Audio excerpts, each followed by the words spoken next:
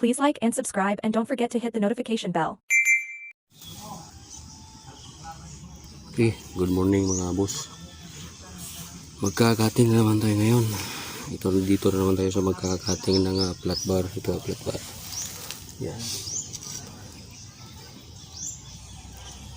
Kapal ito. Ito yung ginagawa sa trench. Ito yung nilagay ko ng ano yung sa kalsada para sa baha.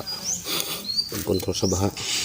Hindi palakas yung agos na punta sa baba. Babawasan. Ito yung flat bar na gamit namin. Yan. Ito yung bigas. Kapal o. Ito yung lapad. Ngayon, kakating ako gamit itong speed cutter. Ito. 14 inches na speed cutter. Yan. Yan. Bus na speed cutter. Yan. Ito yung gamitin ko. Ayan. Para mas mabilis yung pagkating nagawa ko. Ito pagsipon. Yan o. Lagyan ko ng stopper doon. Hollow block. Lagay ko siya mas mabilis. Yan. Ngayon 40 ginagawa ko ito. 40 dyan. Pero ang cutting yan 39 lang dapat. Yan yung cutting niya 39 lang. Kasi 40 yung ano makapal yung ano makapal yung yan o 39 dapat 39 alawas yun doon sa angle na makapal din 5 ang allowance para sakto ka rin tayo kilid-kilid. Okay. Mas mabilis ito ginawa ko. Nilagyan ko ng black pen, black sa likod, black sa gilid. Hindi na gagalaw. Ang galaw yan. Yun din. Black din. Hindi na gagalaw. Kaya dire-diretso ang cutting. Mabilis nyo. Yan. Itong gamit ko. Bose. Speed cutter. Yan ang technique dyan para mabilis yung cutting. Hindi maabala. Hindi magasto sa oras.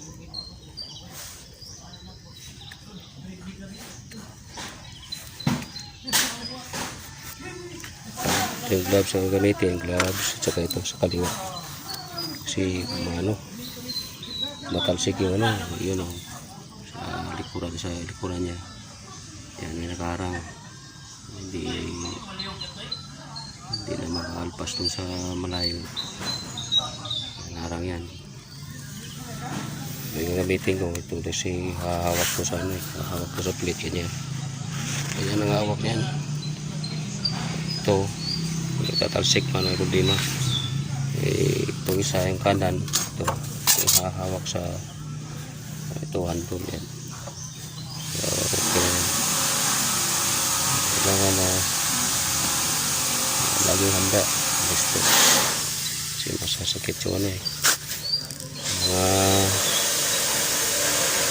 kinating yung bibilipad na baga.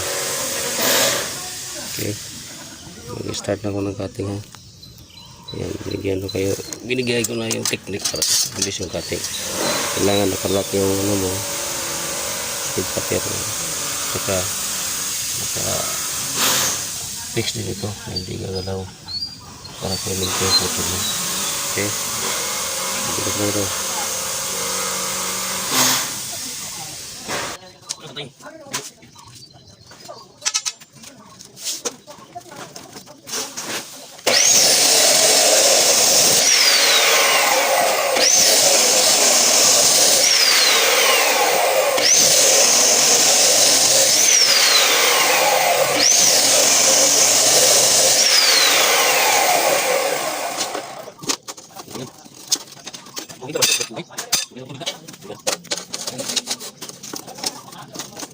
Diyan pila niyo. Ay mo so pagkato sa dugo niyo.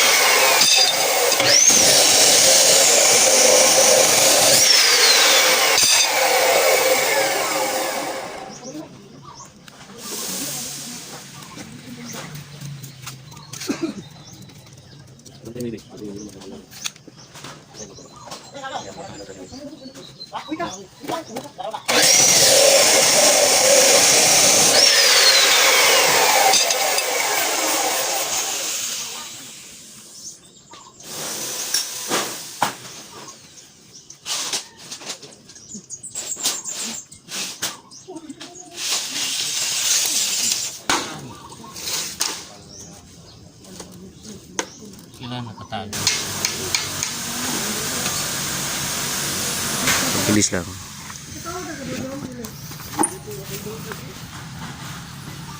Mabilis lang, di ba? Tingnan na dyan. Nakalak. Yan. Nakalak yung gilid. Nakalak din doon. Kaya paspasan naman. Mga problema. Kailangan ito. Kasi doble ito eh. May tali doon sa dulo.